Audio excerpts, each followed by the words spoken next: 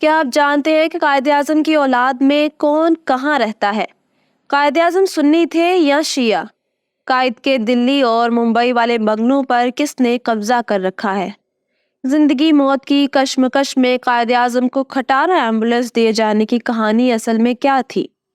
قائد ایسی کون سی خطرناک بیماری میں مبتلا تھے جسے انہوں نے اپنے قریبی ساتھیوں سے بھی چھپائے رکھا؟ اور ہاں، وفات سے پہلے قائد اعظم کی زبان سے جاری ہونے والے آخری الفاظ کیا تھے؟ آج کی ویڈیو میں بانی پاکستان قائد اعظم محمد علی جناح کے ایسے ہی 20 فیکٹس شیئر کیے جائیں گے جو ان کے ساتھ دفن ہو گئے۔ آپ دیکھ رہے ہیں الیکشن باکس اور میں ہوں کنزا فرمان۔ میرے انسٹا اکاؤنٹ کا لنک آپ کو ڈسکرپشن میں مل جائے گا۔ So let's begin. Quaid Azam Pakistan کے پہلے گورنر جنرل بنے اور بحیثیت گورنر جنرل وہ صرف ₹1 ماہانہ تنخواہ لیا کرتے تھے۔ قائد اعظم کا قد 5 فٹ اور 11.5 انچ تھا۔ قائد کی پسندیدہ سگریٹ کریون اے تھی، جبکہ ان کا پسندیدہ کھیل سنوکر تھا۔ قائد اعظم محمد علی جناح کی ذہانت کا اندازہ آپ یوں لگا لیں کہ ایک کانگریسی لیڈر نے کہا تھا کہ اگر مسلمانوں کے پاس 100 گاندھی اور ہندوؤں کے پاس صرف ایک جناح ہوتا تو قیامت تک پاکستان نہ بن سکتا۔ قائد اعظم کو یہ اعزاز بھی حاصل ہے کہ وہ ہندوستان کے سب سے کم عمر طالب علم تھے جنہوں نے برطانیہ سے لاء کا امتحان پاس کیا۔ وہ محض 20 سال کی عمر میں ممبئی شہر کے اکلوتے مسلمان بیرسٹر تھے۔ قائد اعظم نے کبھی اپنے فیشن اور ڈریسنگ سینس کو نظر انداز نہیں کیا۔ انہوں نے کمرہ عدالت میں ایک ٹائی کبھی ایک سے زیادہ بار نہیں پہنی، یہاں تک کہ انہوں نے موت کے وقت بھی اپنی باقاعدہ ڈریسنگ کو برقرار رکھا۔ قائد اعظم پر ناکام قاتلانہ حملہ رفیق صابر نے 1943 میں ممبئی میں کیا تھا۔ رفیق صابر کا تعلق مولانا عنایت اللہ مشرقی کی خاکسار پارٹی سے بتایا جاتا ہے۔ قائد اعظم کو وکالت کے ساتھ ساتھ اداکاری کا بھی شوق تھا۔ یہی وجہ ہے کہ انہوں نے بطور وکیل اپنے کریئر کو چھوڑ کر لندن کے ایک تھیٹر گروپ کو جوائن کر لیا، لیکن والد کے اصرار پر جلد ہی وکالت میں واپس آ گئے۔ قائد اعظم کی پہلی شادی 16 سال کی عمر میں ایمی بائی نامی خاتون سے ہوئی، جبکہ ان کی دوسری اہلیہ کا نام رتی تھا۔ قائد کی اکلوتی بیٹی دینا جناح نے اپنے والد کی خواہشات کے برعکس ایک پارسی نوجوان نیوائل واڈیا سے شادی کی۔ دینا واڈیا کا ایک ہی بیٹا پیدا ہوا جس کا نام نسلی واڈیا ہے۔ نسلی واڈیا اس وقت تک زندہ ہیں اور ان کا شمار انڈیا کے بڑے بزنس مینز میں ہوتا ہے۔ نسلی واڈیا کے 2 بیٹے ہیں۔ قائد اعظم کے بڑے پڑنواسے جہانگیر واڈیا اپنے باپ کی طرح کاروباری شخصیت ہے۔ ان کی گو ایئر کے نام سے پرائیویٹ ایئر لائن بھی ہے۔ جہانگیر واڈیا کا چھوٹا بھائی نیس واڈیا بھی ارب پتی بزنس مین ہے۔ انڈین پریمیئر لیگ کی پنجاب کنگز فرنچائز کے مالک یہی نیس واڈیا ہیں۔ گاندھی نے قائد اعظم کے لیے کہا تھا کہ انہیں کبھی خریدا نہیں جا سکتا۔ لارڈ ویول کے مطابق مسٹر جناح سے بات چیت کرنا بہت مشکل ہوتا تھا۔ بھارتی سیاستدان تیج بہادر نے ایک مرتبہ قائد کو بگڑا اور شریر بچہ کہا تھا۔ قائد اعظم کے 3 بھائی اور 4 بہنیں تھیں۔ بھائیوں کے نام بندے علی، احمد علی اور بچو بھائی، جبکہ بہنوں کے نام رحمت بی، مریم بی، شیریں بی اور فاطمہ بی تھے۔ قائد اعظم پوری زندگی میں کبھی جذباتی نہیں ہوئے، تاہم انہوں نے زندگی میں پہلی اور آخری مرتبہ جذباتی ہو کر 3 جون 1947 کو پاکستان زندہ باد کا نعرہ لگایا تھا۔ قائد اعظم نے اپنی زندگی کا آخری خط پاک فوج کے commander in chief general Gracey کو لکھا تھا۔ بانی پاکستان پر جتنی بھی کتابوں کا مطالعہ کیا جائے، سب میں یہی تحریر ہے۔ محمد علی جناح ابتدا میں اسماعیلیہ فرقہ کے پیروکار تھے، لیکن بعد میں ان کا مسلک اثنا عشری شیعہ یعنی فقہ جعفریہ میں تبدیل ہو گیا تھا۔ تاہم وہ پبلک میں اس کا اعلان نہیں کرتے تھے کہ وہ سنی ہیں یا شیعہ ہیں، اور جو کوئی ان سے پوچھتا تو ان پر الٹا یہ سوال کرتے تھے کہ تم بتاؤ، نبی کریم صلی اللہ علیہ وآلہ وسلم شیعہ تھے یا سنی؟ دوستو، اس تاریخی حقیقت سے بھی انکار نہیں کیا جا سکتا کہ قائد اعظم کی وفات کے بعد ان کی تجہیز و تدفین سنی عقیدہ کے مطابق کی گئی اور ان کی نماز جنازہ دارالعلوم دیوبند کے ممتاز عالم دین مولانا شبیر احمد عثمانی نے پڑھائی۔ قائد اعظم کی وفات کے بعد جائیداد کی تقسیم کے لیے فاطمہ جناح خود کو شیعہ ظاہر کرتے ہوئے شیعہ عقیدے کے مطابق اپنے مرحوم بھائی کی جائیداد کی وارث ٹھہری تھی۔ قائد اعظم پاکستان بننے سے پہلے ٹی بی کی مہلک بیماری میں مبتلا تھے، لیکن انہوں نے اپنی اس بیماری کو کانگریس کے لیڈران سے چھپائے رکھا، حالانکہ انہیں معلوم تھا کہ وہ زیادہ دن زندہ نہیں رہ سکیں گے۔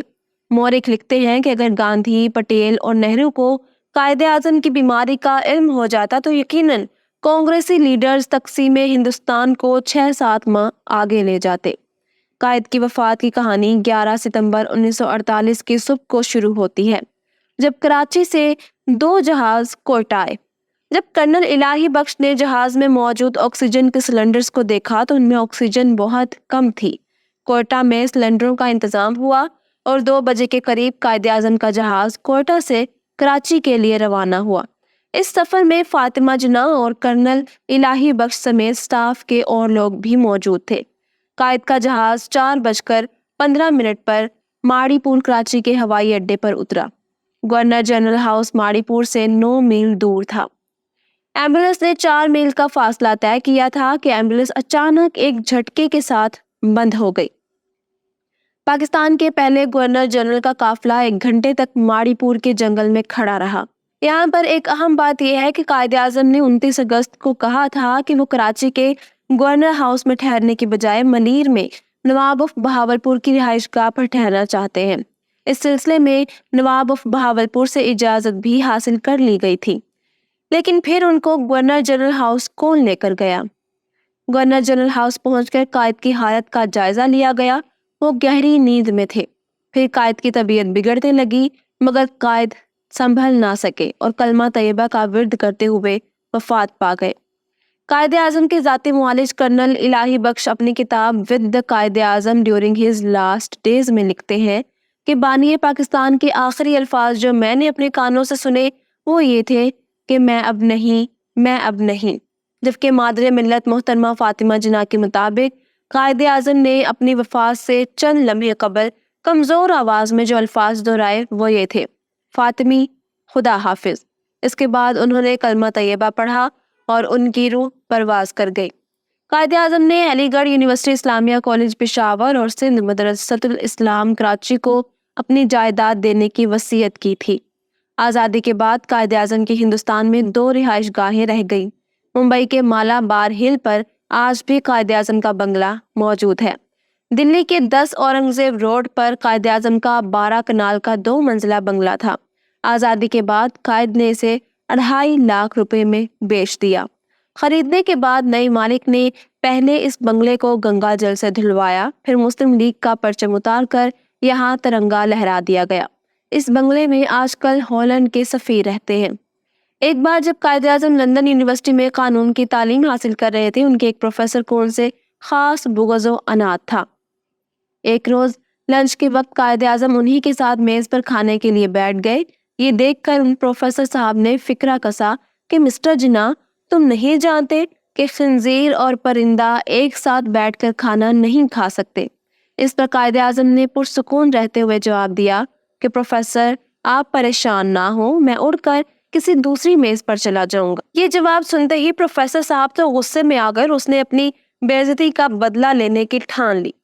اگلے روز اس نے قائد اعظم سے سوال کیا کہ اگر تمہیں راستے میں پڑے 2 بیگ ملے جن میں سے ایک میں دولت ہو اور دوسرے میں دانائی، تو تم کون سا بیگ اٹھاؤ گے؟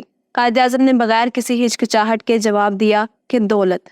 اس پر پروفیسر نے طنزیہ مسکراہٹ کے ساتھ کہا کہ میں تمہاری جگہ ہوتا تو دانائی والا بیگ اٹھاتا۔ اس پر قائد اعظم فوراً بولے، ہر انسان وہی چیز چاہتا ہے جو اس کے پاس نہیں ہوتی۔ ایک دفعہ رات کی آخری پہر میں viceroy India Lord Mountbatten نے جواہر لال نہرو کو فون کیا تو وہ سو رہے تھے۔ کچھ دیر بعد ماؤنٹ بیٹن نے قائد اعظم کو فون کیا تو وہ جاگ رہے تھے اور قائد اعظم نے وائسرائے انڈیا کا فون ریسیو کیا۔